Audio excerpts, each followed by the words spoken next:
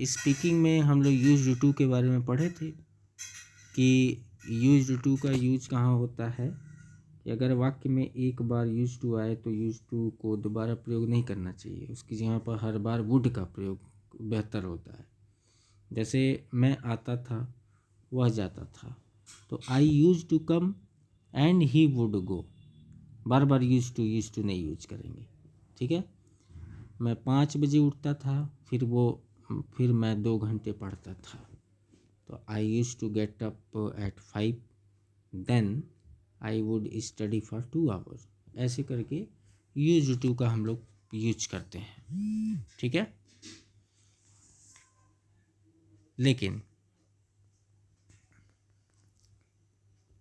अगर आगे देखें तो अगर किसी पैराग्राफ में बीती बात के बारे में बताया जा रहा हो तो यूज टू की जगह पे हम लोग हर बार वुड का यूज करते हैं।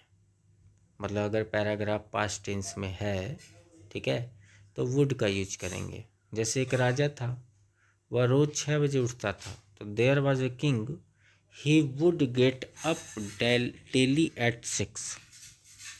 मैं बहुत बुरा था पर मैं अपनी मम्मी को बहुत प्यार करता था, तो I was very bad but I would love my mom a lot, ठीक है। तो बीती हुई भविष्य की बातें अगर हों तो विल के जगह पे वुड का प्रयोग होता है। जैसे कुछ चीज़ें जो है वो फ्यूचर से रिलेटेड होती हैं, लेकिन उनका स्पोकन जो है वो पास्ट में होता है। जैसे उसने कहा कि वो हमारी मदद करेगा, तो he said that he would help us.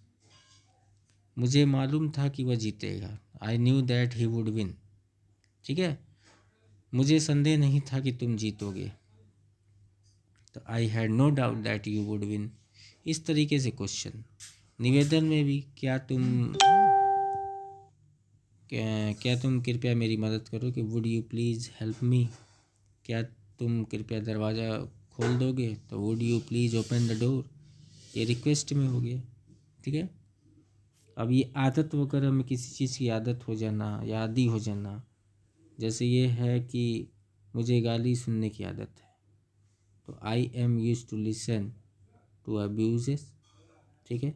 मुझे इस कार की आदत हो गई है, I am use to this car.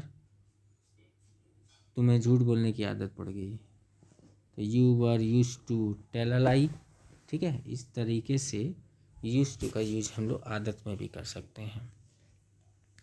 आवश्यकता में नीड का यूज करते हैं, ये तो मालूम ही है, और नीड के साथ टू लगेगा, ठीक है। अब जहाँ पे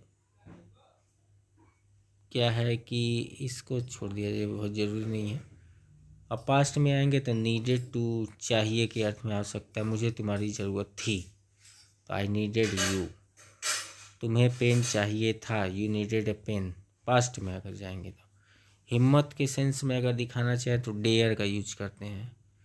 वो जाने की वो वहाँ जाने की हिम्मत, वो जाने की हिम्मत करता है, ही डेयर्स टू गो। वो वहाँ जाने की हिम्मत नहीं करता है, he does not dare to go, ठीक है। Does not dare to go there. तुम्हारी यहाँ आने की हिम्मत कैसे हुई, how dare you come here, ठीक है। राम की हिम्मत कैसे हुई, हाउ डेयर राम। ये सब हो गया। फिर हम लोग मॉडल्स को देखेंगे, ये वही है, इसका एक्सरसाइज है पूरा, ठीक है।